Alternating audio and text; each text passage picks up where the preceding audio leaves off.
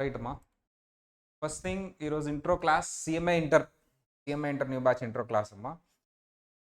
ఈ క్లాస్లో మనం బ్యాచ్ ఎలా జరుగుతుంది, మన టీచింగ్ మెథడాలజీ ఏంటి, ఎప్పుడు కంప్లీట్ అవుతుంది, స్ట్రాటజీ ఏంటి, అది డీటెయిల్గా మాట్లాడుకుంటాం హాఫ్ అన్ అవర్ పాటు. ఈ క్లారిటీ ఉన్నప్పుడు మనం ఎలా చదవాలి, ఎలా పాస్ అవ్వాలి, ఏంటి మీ సీనియర్స్ ఎక్స్పీరియన్స్ ఏంటి, వీటన్నిటి గురించి కూడా ఒక ఫ్యూ వర్డ్స్ ఎలాగో క్లాసులు చెప్పేటప్పుడు అవన్నీ డీటెయిల్గా చెప్తాం. బట్ ఈ బ్యాచ్ గురించి మనం ఏదైతే బ్యాచ్ స్టార్ట్ చేయబోతున్నామో సిఎంఐ ఇంటర్ న్యూ బ్యాచ్, దీని గురించి డీటెయిల్డ్గా ఒక స్ట్రాటజీ ఎలా వెళ్ళబోతున్నాం అనేది మాత్రమే ఇక్కడ ఉంటుంది.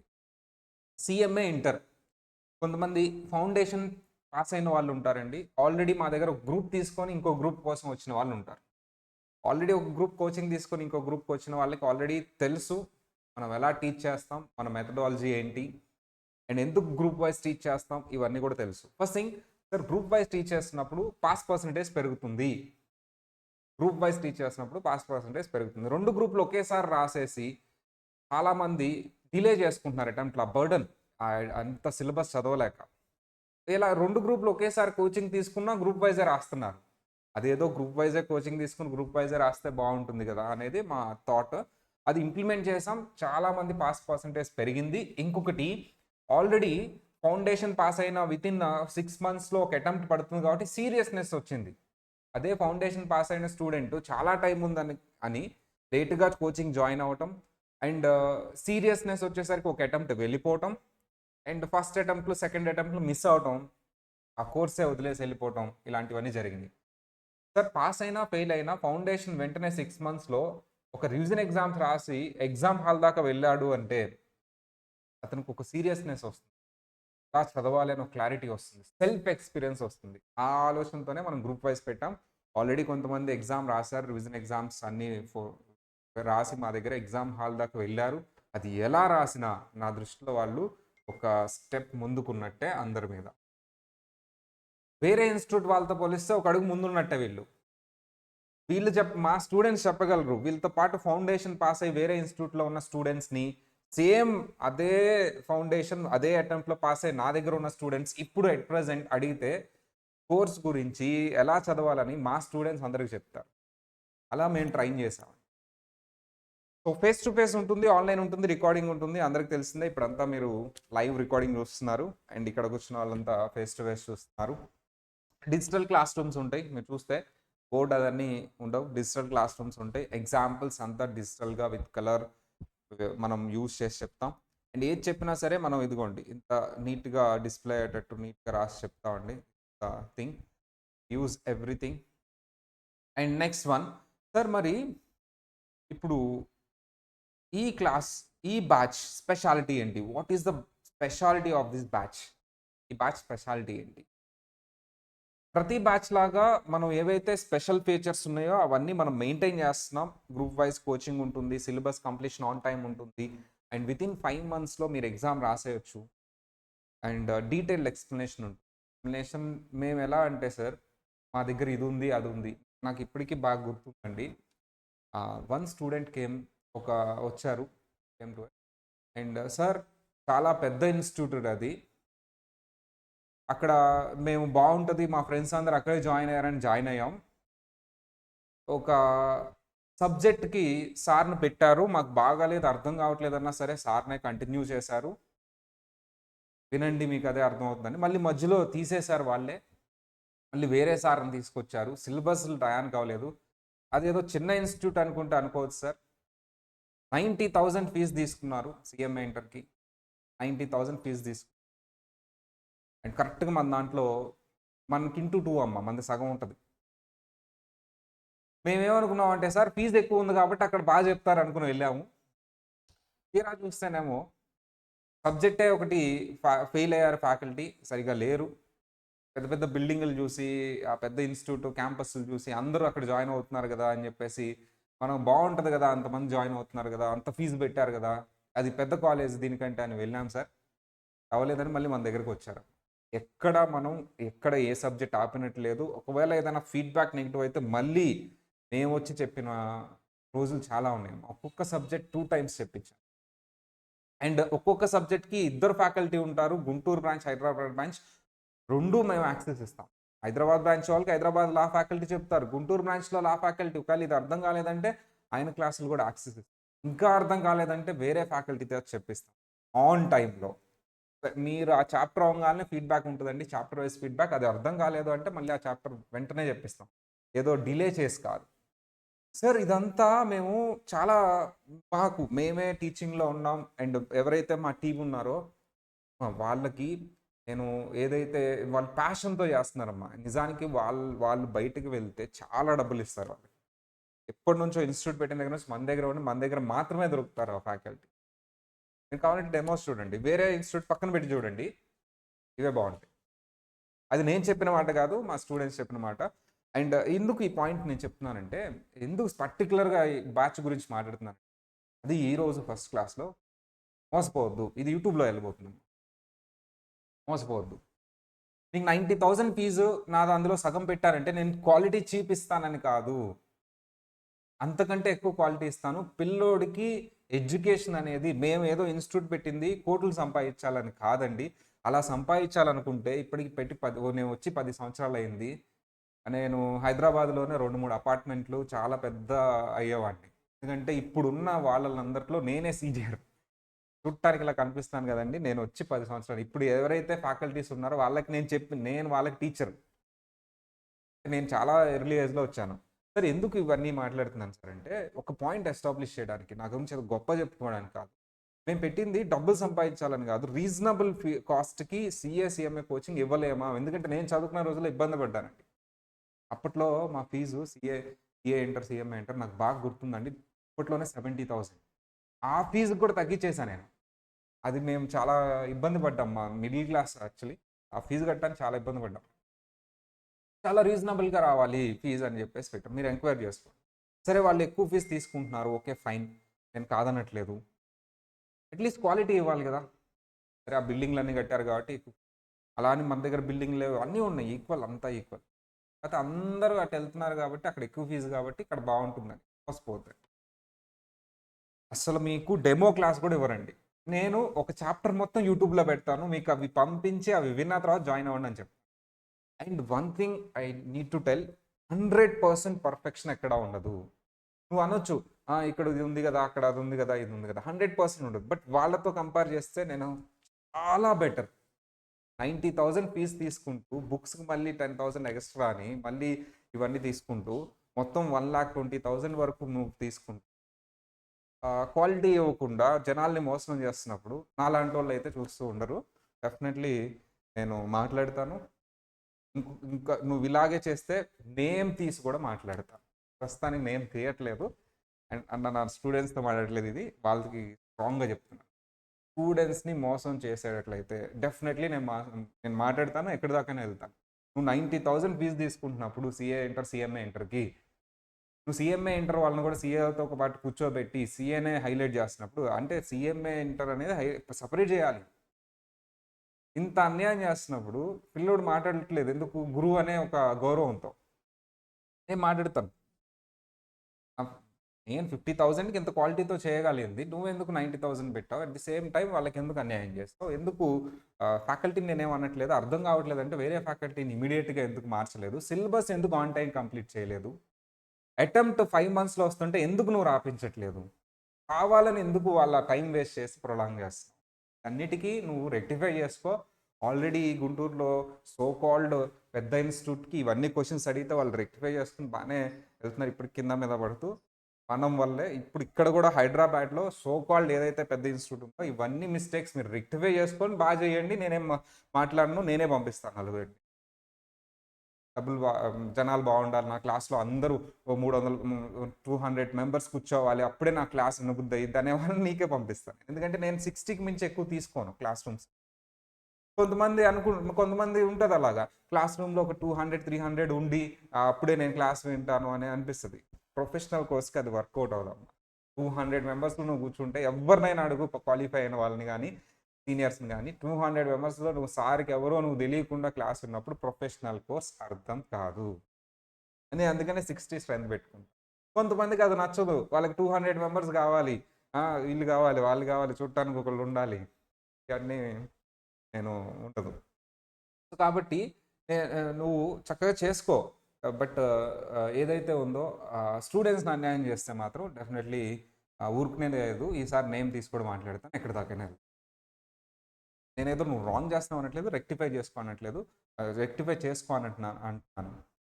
వరకు జరిగిందేదో జరిగింది. ఏదో చేసావు. మొత్తానికి నా దగ్గర దాకా వచ్చిందది. స్టూడెంట్ ఎందుకు బయటకొచ్చి మాట్లాడదంటే అమ్మ, ఇప్పుడు నేను మాట్లాడాను. నేను ఏదైనా ఎక్కడికైనా వెళ్ళగలను ఇప్పుడు. ఫర్ ఎగ్జాంపుల్ లీగల్ ఇష్యూస్ కూడా ఫేస్ చేయగలను. స్టూడెంట్ కెరియర్ పాడవుతది కాబట్టి బయటకొచ్చి మాట్లాడలేరు. నేను కూడా చెప్పిన స్టూడెంట్ పేరు వేయలేను. ఎందుకంటే student career is very important. అందుకని వాళ్ళు బయటకొచ్చి మాట్లాడలేదు. ఈవెన్ దో నా దగ్గర వీడియోస్ కూడా రికార్డ్ చేశారు ఆ ఇన్‌స్టిట్యూట్స్ మీద. నేను వద్దన్నా, పబ్లిష్ చేయొద్దన్నా. ఎందుకంటే అది చాలా నెగెటివ్‌గా వెళ్తది. తన కెరియర్ ఎఫెక్ట్ అవుతది. అలాంటి వాళ్ళు మాట్లాడొచ్చు. దట్ ఈస్ ద రీజన్ అమ్మా. మీ ఫ్రెండ్స్‌కి కూడా అవేర్‌నెస్ క్రియేట్ చేయండి. యూట్యూబ్ ద్వారా గానీ, సోషల్ మీడియా ద్వారా గానీ నేనిది క్లియర్‌గా చెప్తున్నాను. అస్సలు మోసపోవద్దండి.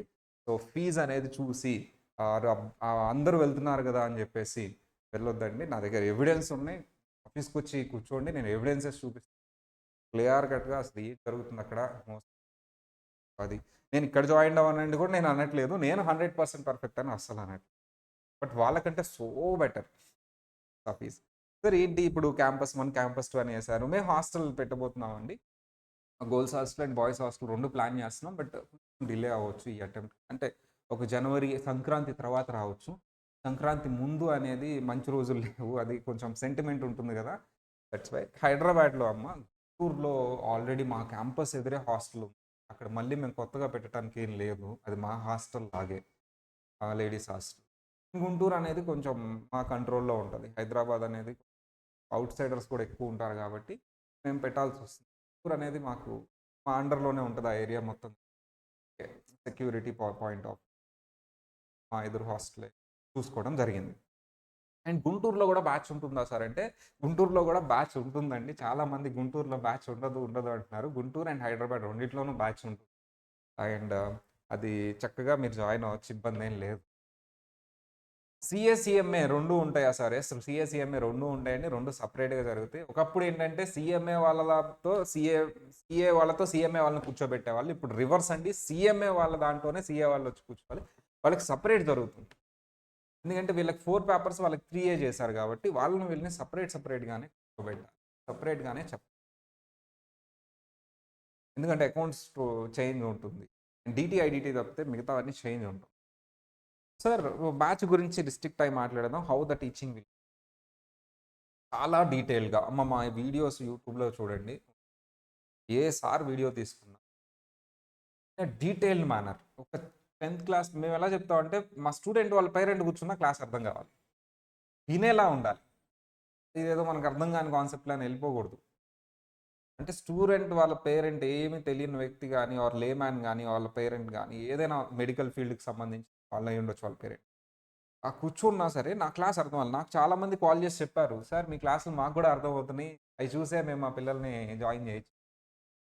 అది నేను ఒక 2 ఇయర్స్ తర్వాత విన్నా అనమాట. యాక్చువల్లీ నేను స్టార్టింగ్ అప్పుడే మా టీమ్ అందరికి చెప్పాను. ఒక లేమ్యాన్ కూర్చొని విన్నా నా క్లాస్ అర్థం కావాలి మన క్లాస్‌లో అని. అది మాకు 2 ఇయర్స్ తర్వాత పేరెంట్స్ దగ్గర నుంచి ఆ కాల్ రావటం అనేది మేము చాలా హ్యాపీగా ఫీల్ అయ్యాం. అండ్ ఇంకొక విషయం ఏదైనా సరే మీరు మేనేజ్‌మెంట్‌కి అంటే నేను ఫర్ ఎగ్జాంపుల్ నేను ఎవరైతే మేనేజ్‌మెంట్ ఉన్నారో నేనే క్లాస్‌లకొస్తాను. ఏమన్నా ప్రాబ్లమ్ ఉన్నా క్లాస్‌లోనే చెప్పేస్తే అప్పటికప్పుడు ఫోన్ చేసి రెక్టిఫై చేసేయటం. ఏదైనా బుక్ రాలేదు లేకపోతే ఏదైనా టాపిక్ అర్థం కాలేదు ఇదన్నీ అప్పటికప్పుడు రెక్టిఫై చేయటం. ఎందుకంటే డెసిషన్ మేకింగ్ ఇక్కడే జరుగుతుంది. ఆయన మీ ఎదురుగా ఉన్నాడు, మీతో పాటు ఉన్నారు, మీకు అవైలబుల్‌గా ఉన్నాడు. వేరే చోట ఆయన ఎవరికో చెప్పాలి. ఆయన చెప్తాడో లేదో తెలీదు. పెద్దాయన ఇంకో ఆయన ఎవరో డెసిషన్ తీసుకుంటాడు. ఆయనకసలు ఆ విషయం చేరిందో లేదో తెలీదు. మీకేమన్నా డౌట్ ఉన్నా, మీకేమన్నా కాన్సెప్ట్ అర్థం కాకపోయినా ఎవరికి చెప్పాలో తెలీదు.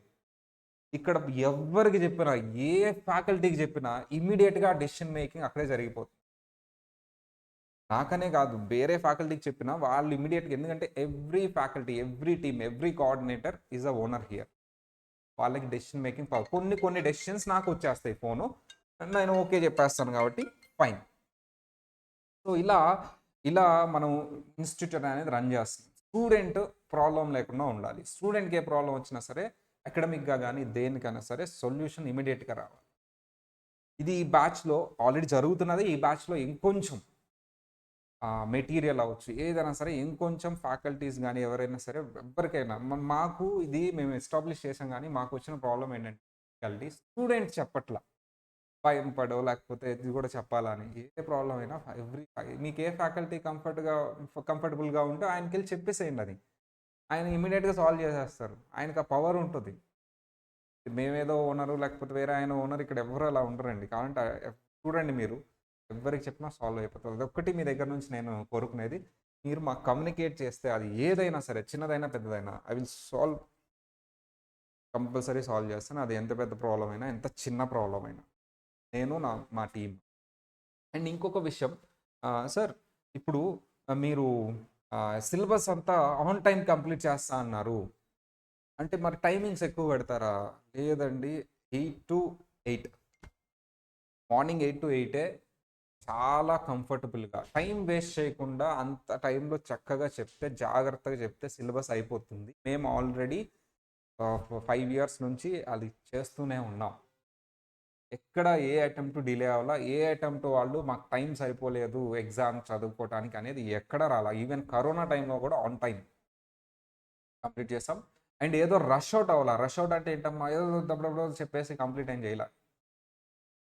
ఈవెన్ దో అలా చేసినా మళ్ళీ మళ్ళీ రికార్డింగ్స్ ఇచ్చాం మేము. అంటే ఏదైనా 2 టాపిక్స్ ఫాస్ట్‌గా చెప్పినా మేము మళ్ళీ అది రివైజ్ చేయటం, రికార్డింగ్స్. అండ్ నాకు ఇప్పుడు హ్యాపీనెస్ ఏంటంటే పిల్లలొచ్చి చదువుతున్నారు. మొన్నటిదాకా కూడా ఉన్నారండి. నైట్ టైమ్ కూడా ఓపెన్ చేసి పెట్టాను క్యాంప్. ఎంత హార్డ్ వర్క్ చేశారంటే మా పిల్లలు, వాళ్ళ తోటి ఫ్రెండ్స్ ఇంకా సిలబస్ అవ్వలేదు, ఇంకా 2, 3 సబ్జెక్టులు ఉన్నాయని రోడ్ మీద తిరుగుతుంటే వీళ్ళు ఇక్కడికొచ్చి నైట్ 1, 2 వరకు కూర్చొని చదువుకున్నారండి. వీడియో ఫుటేజ్ ఉంది నా దగ్గర. వాళ్ళు చదువుకోవటం, వాళ్ళు రావటం, క్యాంపస్ వాళ్ళ దగ్గర పెట్టుకోవటం. నా దృష్టిలో వాళ్ళు పాస్ అండి. Compulsory pass. అండ్ ఇంకా రివిజన్ ఎగ్జామ్స్ రాస్తూ, ప్రతిదీ రాస్తూ, మార్క్స్ ఇంకా ఇంప్రూవ్ చేసుకొని, అన్నీ అంత అంటే ఎలా అంటే ఇక వాళ్ళు నేను పాస్ అయిపోవాలి అనే ఒక ఎవిడెన్స్. ఫౌండేషన్ పాస్ అయిన 5 మంత్స్‌కి ఇదంతా జరిగింది. ఇదంతా జరిగింది ఫౌండేషన్ పాస్ అయిన అంత మెచ్యూరిటీ లెవెల్స్, అంత సీరియస్‌నెస్ అనేది మేము క్రియేట్ చేసిన ఎన్విరాన్మెంట్. వాళ్ళ మన చుట్టుపక్కల వాళ్ళు చదవట్లేదని మనం చదవము. సార్ వాళ్ళు వాళ్ళంతా సీరియస్‌గా లేరు. అటెంప్ట్ ఎప్పుడో 1 ఇయర్ తర్వాత ఉందంటే నాకైనా చదవబుద్ధి కాదు. అంతే కదమ్మా! సో, ఇలా ఒక మోటివేషన్ గాని ఆర్ ఇలా మోటివేట్ చేస్తూ వాళ్ళు ఎందుకో బర్డెన్ లాగా గాని, స్ట్రెస్ లాగా గాని ఏం ఫీల్ అవ్వకుండా చదివారు. అందుకని అవన్నీ వీడియో ఫుటేజ్ తీసి పెట్టుకున్నాను. ఎప్పుడైనా నేను వాళ్ళు పాస్ అయినప్పుడు వాళ్ళ చేత చెప్పిస్తాను. నేను వచ్చినప్పుడు మాట్లాడతాను. ఎందుకు పాస్ అయ్యావంటే ఇది రీజన్ ఇలా చదివావు. బ్యాక్ ఎండ్ నేను చెప్తాను. పాస్ అయిన రోజు, రిజల్ట్స్ వచ్చిన రోజు వాళ్ళ చేత నేను మాట్లాడిస్తాను. ఫెయిల్ అయినా సరే మాట్లాడిస్తాను వాళ్ళ ఎక్స్‌పీరియన్స్. ఈసారి నేను చేసేబోయేదేంటంటే, పాస్ అయిన వాళ్ళ చేత మాట్లాడిస్తాను. ఫెయిల్ అయిన వాళ్ళ చేత కూడా ఇద్దరుంటారమ్మా. నేను 100% పాస్ పర్సెంటేజ్ అని చెప్పను. అది అబద్ధం. కంపల్సరీ ఫెయిల్ అవుతారు కొంతమంది చదువుకోలేక ప్రాబ్లమ్ అయ్యాయి. ఒకటి వాళ్ళకి చెప్పాలి. అవి ఎలా రెక్టిఫై చేయాలి. నేను చెప్పడం వేరు, వాళ్ళు చెప్పడం వేరు. అండ్ సార్ మీరు ఏ సబ్జెక్ట్ చెప్తారు? నేను డీటీ, ఐడీటీ చెప్తానమ్మా గ్రూప్ 1లో. గ్రూప్ 2లో ఆడిటింగ్ కొంత పార్ట్ చెప్తాను. అండ్ ఎఫ్ఎం కొంత పార్ట్ చెప్తాను. ఇవి నా సబ్జెక్ట్స్. సార్ జనరల్లీ మీ టీచింగ్ ఎలా ఉంటుంది సార్? అర్థమవుతుందా మాకు? సింపుల్ నాన్న. నేను పర్సనల్‌గా ఏదైనా టాపిక్ చెప్పేటప్పుడు అసలు ఏం తెలీదు ఈ అబ్బాయికి. అసలు ఈ అబ్బాయికి అసలు ఏమి రాదు అన్నట్టుగానే చెప్తాను. అండ్ గన్ షాట్ ఎగ్జాంపుల్స్ అంటే ఆ ఎగ్జాంపుల్ చెప్పానంటే వెళ్ళిపోయి కూర్చోవాలంటే ఏదేదో చుట్టేయటం కాదు. ఎక్కడో అమెరికాలో, డల్లాస్‌లో ఇవేమి అర్థం కాదు. ఏంది లోకల్‌గా ఉన్న ఎగ్జాంపుల్ అండ్ ప్రెజెంట్ ట్రెండింగ్ అవుతున్న ఎగ్జాంపుల్, మన సబ్జెక్ట్‌కి కనెక్టివిటీ ఉన్న ఎగ్జాంపుల్ చెప్పావంటే గన్ షాట్ కూర్చోవాలి బ్రెయిన్‌లో.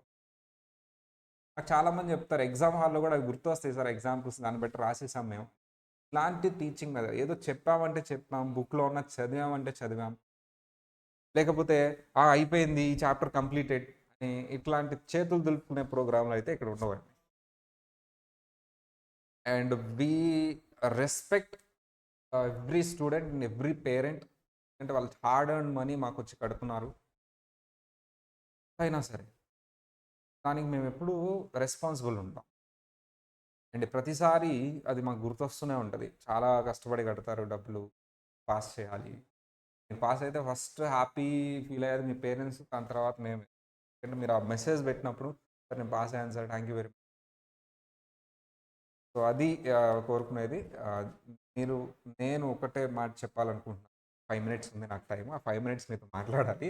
అందుకని నేను పెట్టుకుంటున్నాను. చాట్ ద్వారా గానీ ఆర్ మీరు అన్‌మ్యూట్ చేసి కూడా మాట్లాడొచ్చు. జస్ట్ ఒక ఫ్యూ వర్డ్స్. నేను తెలుసుంటాను, మీరు తెలుసుంటారు. చాలా రోజుల తర్వాత కలిసాం కదా! మాట్లాడదామని ఆ 5 మినిట్స్. సార్, నేను ఎంత సీరియస్‌గా, ఎంత కష్టపడి వచ్చి క్లాసులు చెప్తామో, మీరు కూడా సేమ్ అంతే మాకు కోఆపరేట్ చేస్తే, మిమ్మల్ని పాస్ చేసే బాధ్యత నాది. జస్ట్ మాకు కోఆపరేట్ చేస్తే చాలు. మీకు అలా అని చెప్పేసి ఏదో జైల్లాగా పెట్టేసి, ఏదో బర్డెన్ చేసేసి, బాగా హింస పెట్టేసే ప్రోగ్రామ్‌లు ఏవి ఉండవు. As a friend, every faculty friend లాగే ఉంటాడు. మీరు అది చూసుకోవచ్చు. వీడియోస్‌లో కూడా చూసుకోవచ్చు. లైవ్ క్లాసెస్ పెడతాం. చాలా ఫ్రెండ్లీ డిస్కషన్ ఉంటుంది క్లాస్‌లో. భయపెట్టేసేసి. బాగా డిసిప్లినరీ ఆస్పెక్ట్ బాగా దాటినప్పుడు అప్పుడు ఆఫీస్‌కి తీసుకొని వాళ్ళ పేరెంట్స్‌కి ఫోన్ ఇట్లాంటివి. అది ఒక హై ఎండ్ మీరైతే కాదది. ఇంతవరకు జరగలేదు ఇన్‌స్టిట్యూట్‌లో 1, 2 సార్లు జరిగినాయి అంతే. ఇంత ఏళ్లలో, ఇన్ని ఇయర్స్‌లో. అండ్ ఇది ఓవరాల్‌గా బ్యాచ్ అయితే కంఫర్టబుల్ జరుగుతుందండి. అండ్ ఐ హోప్ ఈ బ్యాచ్‌కి ఇంకా ఎక్కువ టైం వచ్చింది నాకు రిజల్ట్స్ అంతా ముందు అనౌన్స్ చేయడం. చాలా హ్యాపీగా ఉన్నాను. డిసెంబర్‌లో బ్యాచ్ ఇట్లా పెట్టి నేను ఇలా మాట్లాడటం అండ్ ఎర్లీగా స్టార్ట్ చేయటం మీరందరూ రావడం అనేది నాకు చాలా హ్యాపీగా ఉంది. Let's talk with the online student. ఏం భయపడొద్దు. ఏం భయపడొద్దు. నేను ఫ్రెండ్. జస్ట్ మీరు ఎక్కడి నుంచి అనేది, ఎక్కడి నుంచి ఏంటి ఒక ఐడియా కోసం. రేపొద్దున మీరు కలిసినప్పుడు ఆల్రెడీ మాట్లాడాను అని ఒక ఐడియా ఉంటుంది దీనికోసం. మీకు ఇష్టం లేకపోతే మాట్లాడొద్దు. ఎవరైనా ఒకళ్ళమ్మా గుడ్ మార్నింగ్ అమ్మా, నాకు గుడ్ మార్నింగ్ చెప్పటం ఒకళ్ళు బాగుంటుంది రికార్డింగ్లో. ధరణి గుడ్ మార్నింగ్ అమ్మా, ఎక్కడి నుంచి అమ్మా? ఓకే, ఫస్ట్ ధరణితో మాట్లాడదాం. ధరణి గుడ్ మార్నింగ్ అమ్మా, ఎక్కడి నుంచి? విజయవాడ నుంచి. ఎట్లా అమ్మా, ఫౌండేషనా లేకపోతే మన దగ్గర ఆల్రెడీ గ్రూప్ చేసావా? ఫస్ట్ టైం ఫౌండేషన్ రాసావమ్మా? నాన్న ఎలా రాసావు? Okay, right. గ్రూప్ 1కి ఇక్కడ వస్తుంది. సూపర్ నాన్న. ఎలా రాసావు ఎగ్జామ్స్? ఎగ్జామ్స్ రాసావా? ఎగ్జామ్ హాల్ దాకా వెళ్ళావంటేనే నీకు ఒక ఎక్స్పీరియన్స్ వస్తుందమ్మా. నేను ఒక్క క్వశ్చన్ అడుగుతాను నిన్నంతే, తర్వాత వేరే అమ్మా. అలా గ్రూప్ రాసిన తర్వాత ఎగ్జామ్ రాయటం వల్ల పాస్ అయినా ఫెయిల్ అయినా అడ్వాంటేజా డిసడ్వాంటేజా మనం అలా ఎగ్జామ్ రాయటం? అడ్వాంటేజ్. ఏంటమ్మా ఒక్క అడ్వాంటేజ్? ఏంటి దానివల్ల?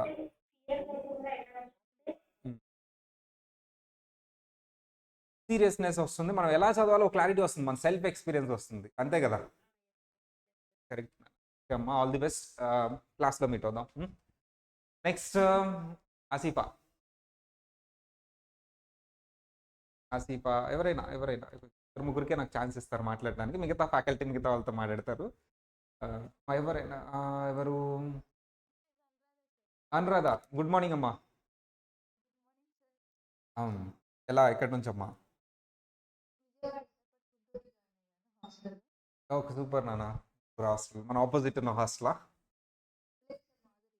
ఓ, మాదిరి హాస్టల్. Okay, right right. ఏంటమ్మా ఇట్లా ఆల్రెడీ గ్రూప్ తీసుకున్నావా మన దగ్గర? First time. ఓకే, పాస్ అయ్యారు. సూపర్ నాన్న. అండ్ బోత్ గ్రూప్స్ జాయిన్ అయ్యారు. గ్రూప్ వైజ్ ఇస్తామమ్మా. ఎలా ఉంది గుంటూరు? కంఫర్టబుల్గా ఉందా హాస్టల్? వస్తాను నేను. ఒక 5 డేస్లో వస్తానమ్మా, మీట్ అవుతాను. Waiting for me. ఓకే అమ్మా. నెక్స్ట్ ఇంకా ఎవరైనా ఇంకొక ఇద్దరు ముగ్గురుతో మాట్లాడతాను. నెక్స్ట్ ఫ్యాకల్టీ వెయిట్ చేస్తాను. ఇంకా 2 మినిట్స్ ఉంది నాకు టైం. నాకు యాక్చువల్లీ క్లాస్ చెప్పడం కంటే స్టూడెంట్స్తో ఇంటరాక్ట్ అవ్వడం బాగా ఇష్టం. అండ్ క్లాస్కి వచ్చేదే అందుకు యాక్చువల్లీ. మా క్లాసులు కూడా చూడండి, ఎక్కువ ఇంటరాక్షన్ ఉంటుంది. నేను క్వశ్చన్ అడగడం, వాళ్ళు ఆన్సర్ చేయడం, రాంగ్ చెప్తే రాంగ్ అని చెప్పడం, రైట్ చెప్తే రైట్ అని చెప్పడం, వాళ్ళకి వెరీ బాగుంటుంది ఒక ఫ్యాకల్టీకి. నేను ఇంటరాక్ట్ అయితే ఇంకా బాగుంటుంది. ఇంకా మార్నింగ్ అమ్మా. నేమ్ హేమ. హేమ ఆల్రెడీ మాట్లాడాను కదా నీతో ఇంతకు ముందు. అవును. ఎలా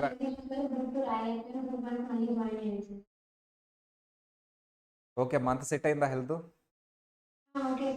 ఓకే నాన్న. ఎక్కడ, గుంటూరు హైదరాబాద్ అమ్మా ఇప్పుడు? హైదరాబాద్ వచ్చేసావా? ఆన్లైనా? సూపర్ నాన్న. నువ్వు వచ్చేసరికి నేను హాస్టల్ రెడీ చేసి పెడతాను. ఓకే. ఓకే. డన్. ఇంకెవరైనా అబ్బాయిలు ఏమైపోయారు? అబ్బాయిలు ఏం పాపం చేశారు? నన్ను అంటారు అమ్మాయిలతోనేనా అబ్బాయిలతో మాట్లాడవా అని. విజయ్ కుమార్ కొడుతున్నారు. ధైర్యం ఉండాలి అమ్మాయిలాగా. విజయ్ కుమారు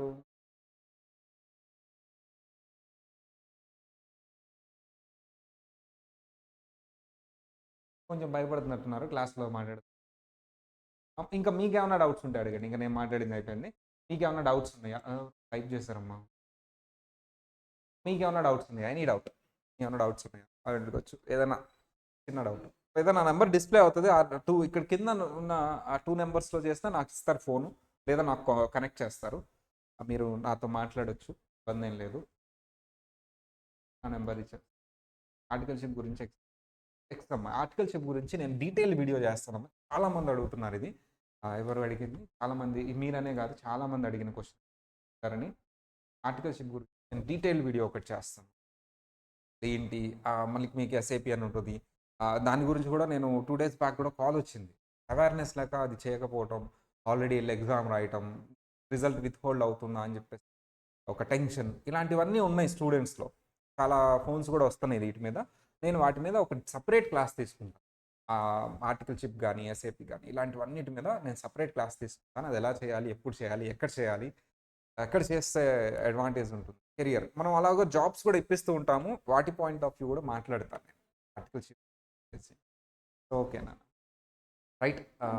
మా టైం అయిపోయింది. వేరే సార్ వస్తారు. ఒక 2 మినిట్స్లో వచ్చేస్తారమ్మా. వెయిట్ చేయండి. 2 మినిట్స్లో ప్రవీణ్ సార్ వస్తారు. టాక్. మిగతా వాళ్ళతో ఆయన మాట్లాడతారు. ఓకేనా? Right. Bye. Bye. All the best అమ్మా. Thank you.